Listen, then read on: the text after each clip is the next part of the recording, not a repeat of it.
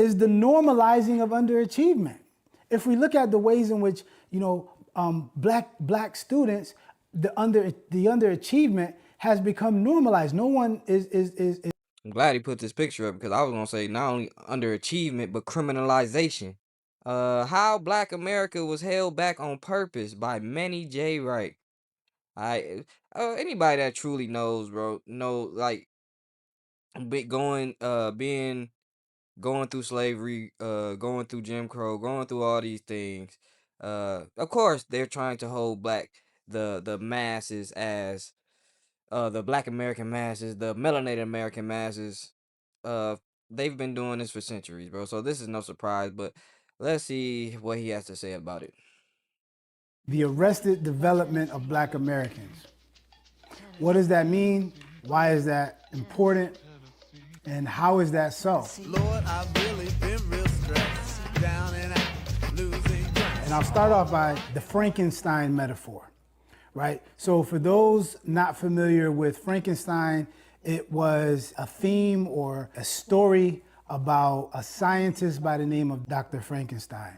And Dr. Frankenstein, as a scientist, created this creature that was quite powerful. And the scientist was concerned that this monster that he created would overtake him. In my metaphorical analysis of Frankenstein, Black Americans are the creature. They are the product of the scientist that is Dr. Frankenstein. But similar or much like the scientist Dr. Frankenstein, America fears the autonomy and the power of its air quotes creation. So as I build on, I don't even think they fear. I think they fear karma. That's what I believe they fear. I believe they fear karma more than the melanated man becoming powerful or something. Because if we became powerful, um, you know, doesn't mean we're gonna do something to you. But if we did, can you say it's wrong if we did something back to you? If we were in that position that you were in and what you did to us, I don't think you think. Of course, you'll say we're wrong, but I don't think you believe we're wrong. But only way you believe we're wrong if you feel like we're not supposed to do that. this idea of Black Americans and the arrested development of Black Americans, and I'm following the Dr. Frankenstein metaphor, I want to talk on 4 different factors, right? Political factors that will, make the point, factors related to education, social factors, and economic factors. And I, this is a relatively short podcast or a short episode, so I won't necessarily be able to expound in great detail. And I look forward to people, jumping in the comments and sharing their thoughts or asking their questions about this, and even, correcting me, wherever it's appropriate with your evidence, of course. So what were some of the political factors? So if we look at voter suppression, the ways in which the U.S. has historically tried to suppress the voting population of Black Americans. It's a very old thing. Like, for a long period of time in the history of the United States, Black Americans weren't even allowed to vote. The capacity to vote had much to do with the civil rights movement. And gerrymandering. So gerrymandering is like the rigging of certain districts, assuring that certain groups of people get elected to office. Well, when it comes to voting, man, I'm one of those that's not really big on voting because, to be honest, it's only a few swing states that could really dictate who's gonna win it. And then again, you're voting in a system that's built against you and against everybody pretty much at this point.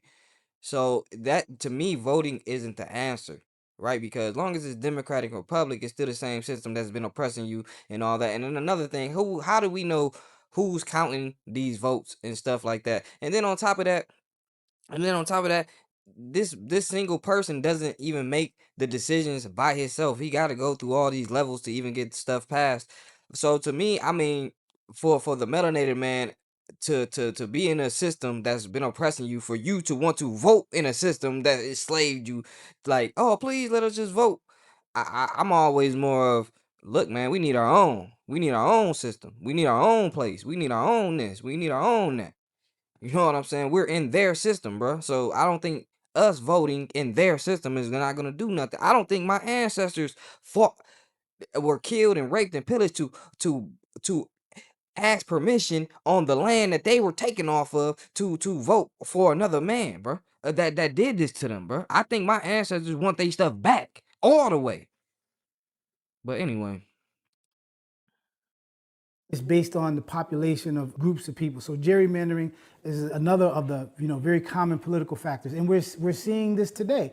We're seeing the redistricting or the redrawing of districts across the United States, which has significant implications in terms of who gets elected. So gerrymandering was something that happened, leading up to the civil rights period, and it's something that we're also seeing occurring right now, as well as the war on drugs, right? So, we speed it up a little bit. You see the war on drugs and the political rationale behind, how drugs and where drugs are distributed in terms of, this foreign substance that is grown in places like South America or Southeast Asia, and somehow or another, it penetrates the borders of the United States, and then they somehow end up in the poorest and most divested communities in the United States, right? So we have to ask ourselves logistically, how is this possible?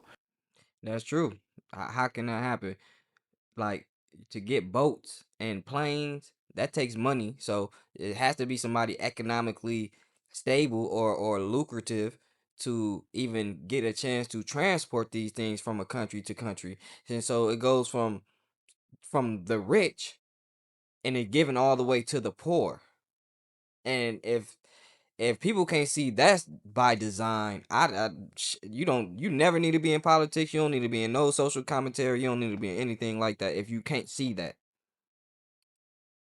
What are the logistics involved? Who are the players involved in making sure and granting the green light for these illicit drugs to cross the borders, not only cross the borders, but to find themselves specifically in the blackest, brownest communities in the United States. And this has been going on for decades, right? And as a result of that, the penalties that these black and brown individuals who find themselves in impoverished communities, and in some instances making the choice to turn to this trade, to trade in these illicit drugs, and then they're punished significantly more than other people, white people, for example, who are involved in the same trade, right? So the war on drugs and the imbalance in sentencing for those caught with the same drug. I mean, and it's a significant amount of evidence that supports this, and I'm just barely scratching the surface on this. But these are three of the political factors: voter suppression, gerrymandering, and the war on drugs. Another very important factor, education, right? So desegregation, the desegregation of schools in the United States. How so? Well, I'm glad you asked, because education in the United States, right, for 100 years was segregated from the period of enslavement ending in 1865 roughly to around 1965. The law in the United States, especially in the South, but by in some cases de facto in other parts of the country, but legally in the South, black children had to go to school with all black educators. They weren't allowed to be educated in schools with any of the white educators. We need to even go a little bit deeper than that. As far as, I mean, I know we're talking about the melanated men in America, and I'm gonna keep it there. But before there was even the segregation, before there was even public schools, people were individually tutored at their homes and things like that. And from what people say, I have another channel that I do I have another channel that I have as well, and I've done a video on this. Uh it seems from the reports of the people that were tutored, well, the differences between the reports between tutoring and the public school system was very big, and that the people that were tutored seem to have very much have higher IQ, creativeness, critical thinking skills and things like that, in comparison to the people of the public schools, who are lacking those things. And the reason they're lacking those things is for the simple fact that they were being taught to be just simply workers for the industrial revolution that was coming. So long story short, these public schools is bullshit. All right, you know what I'm saying? If you really want your kids or something to be super smart or really learn or something, you need to homeschool them yourself or get them a in home tutor to get the best results for your children. Around 1960, with the Supreme Court of the United States legislated what is known as the Brown versus Board of Education decision in 1954, 1964, it's 10 years. But what this did was it eliminated the 100-year institution of learning and refining black education for black students and black communities, right? So the 100 years that it took for black educators to get really good at educating black students, which led to, and which like at its peak gave us the civil rights movement, the civil rights movement leaders and those who built the organizations and those who were the organizers within the civil rights movement, the kids, the young college students, and the young high school students, who were a big part of this, the leadership of the civil rights movement. There were no elders for the most part. Yes, and that is a very very a good point that he made there. But with the civil rights movement, which I believe held it to this day still is holding the Black American back, the so-called Black American, the melanated American back, is for the simple fact we didn't focus on ourselves with that. We so worried about, hey, for everybody, we need to do everybody, and now today we see Asians in our neighborhood shooting our children. See, the thing with us is we've been going through so much stuff and we like, man, nobody should get treated like this, man. You know what I'm saying? So we gonna fight for everybody when we should have just been like, man, y'all not gonna treat us like this, man. We gonna fight for ourselves. So The elders were people like Martin Luther King Jr. and Malcolm X, both who were under 40 when they died. And these were the elders of the civil rights movement, right? Every black American has a relative, an older relative who lived through Jim Crow, who will tell you, or he or she will tell you, and they won't blink and they won't flinch, that integration was the worst thing that happened to black communities. And it's all absolutely. That's why some people believe Martin Luther King was working with the government or CIA. Now that's allegedly, and I don't have any proof of that. I actually have more proof that he was being tracked and followed to make sure he doesn't unite the melanated people of the Americas to any high degree or high capacity. And that was the biggest thing they were worried about with him. Now, if he uh integrated people to help them to weaken us, I don't know. That's all alleged. That's people just saying things, but that is true. I do believe segregation, desegregation was the worst thing because we didn't get to our full potential yet. We should have got to our full potential, then maybe thought about desegregation, but we weren't there yet. based on their personal experiences. They were those who lived through Jim Crow, went to school through Jim Crow, and saw the things that were created by black people. And now they have the benefit of hindsight to look back in terms of looking at what we lost and what we had and where we are today. And they say that, and they don't flinch.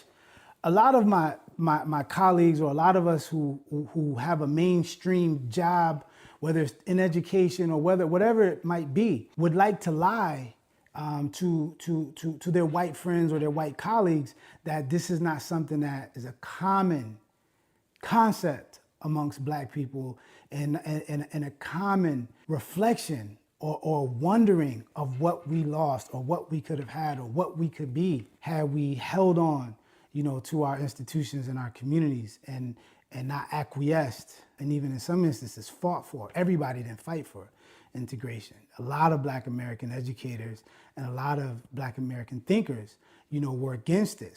For example, W.E.B. Du Bois. He said, what black children need is schooling. They need education.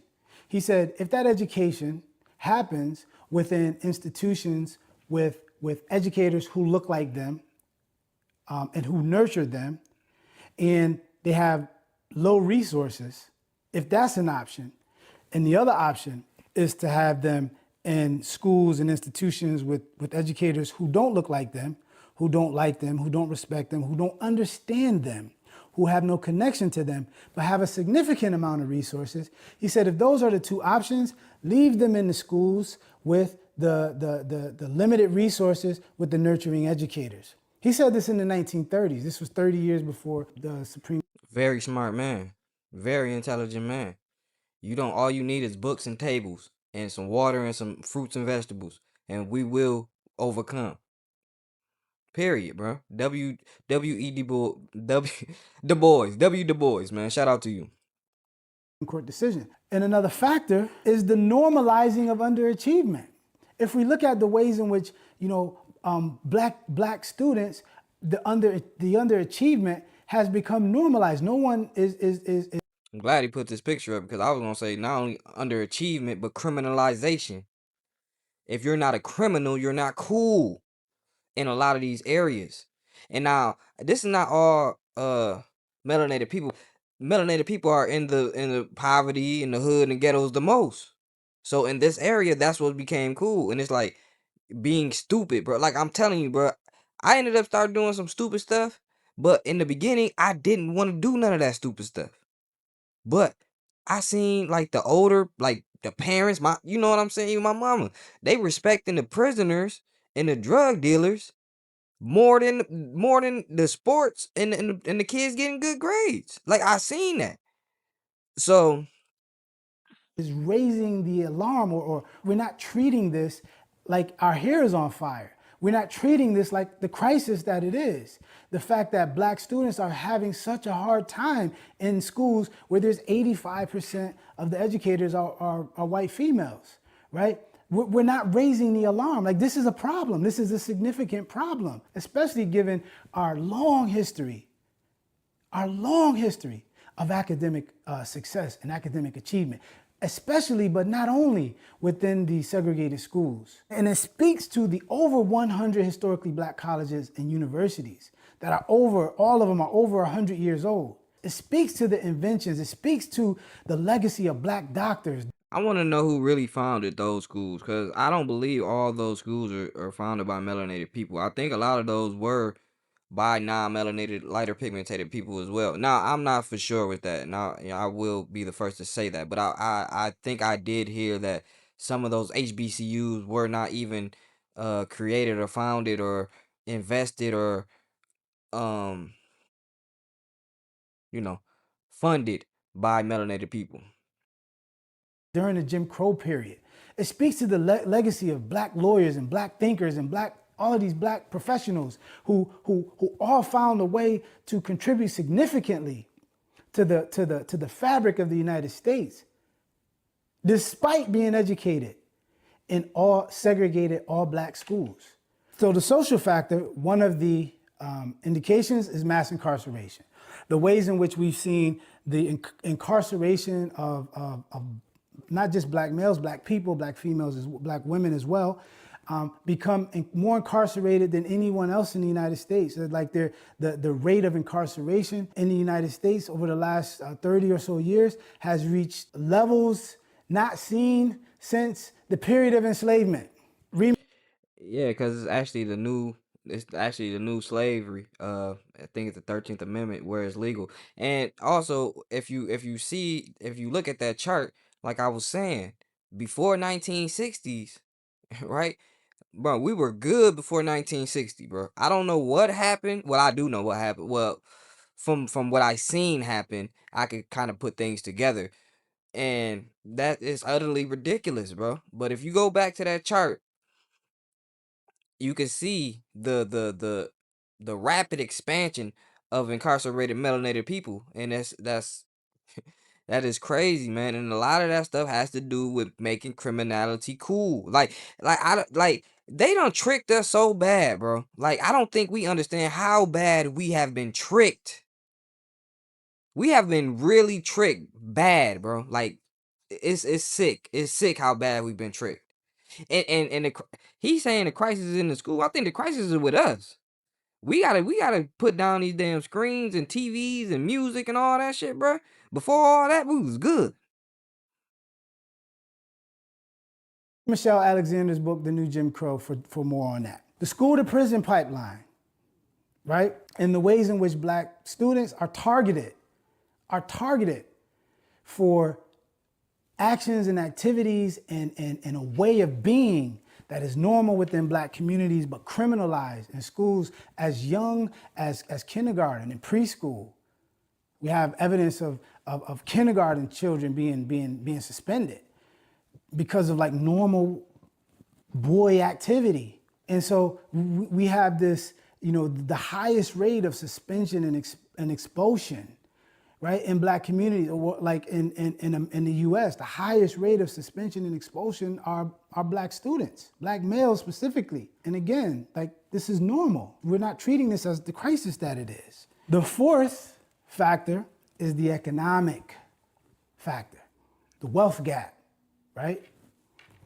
Significant amount of evidence about this in terms of black employees in general being paid less than their white counterparts for doing the same job. And in some cases, having a higher rank, more expertise, and getting paid less than their white subordinates. This is a significant amount of information on that.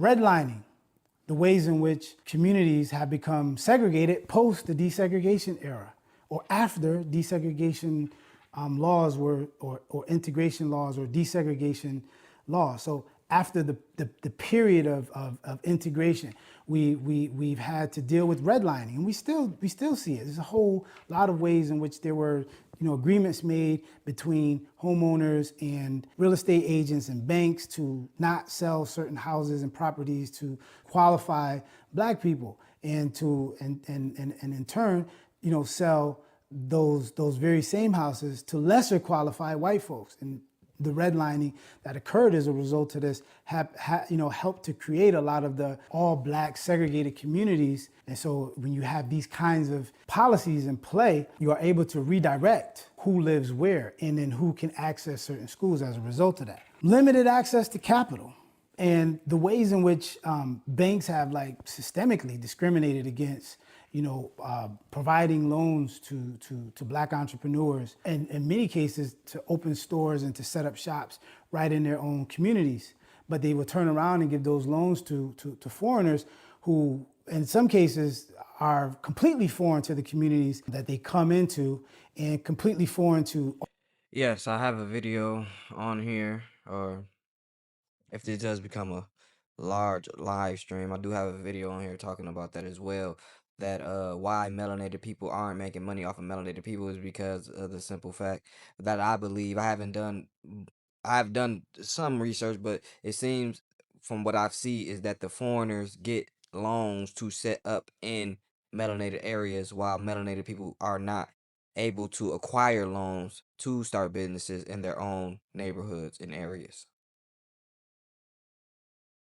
All of the traditions and the history of the United States, what we notice is a divide and conquer tactic. Like, my highlighting this isn't to like devalue or criminalize foreigners who come to the United States and are able to access loans coming from places where they might not have any capital. They might not have anything. They might be just as impoverished or even more impoverished than any of the impoverished people in the US. But those people, those impoverished people in the US who have a long lineage of connection to the US are skipped over for these loans and given to people who have no history in the US. And so what it does is it creates wedges between black and brown people in this way. And this is very intentional. This is not unintentional.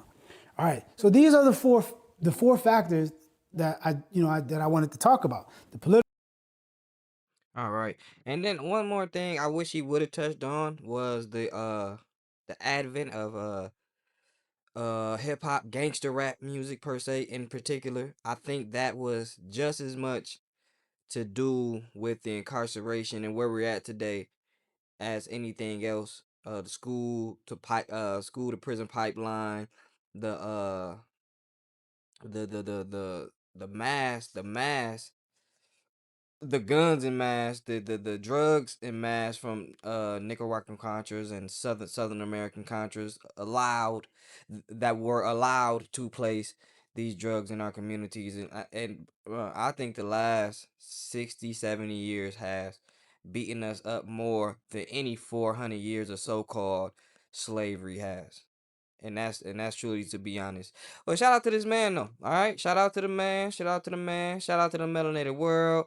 You know, we got Asians, we got Southern Americans, we got Arabians, Arabs, we got all these people, and then shout out to everybody, right? But shout out to the melanated world the most, and we out. Shout out to y'all, man. We gone.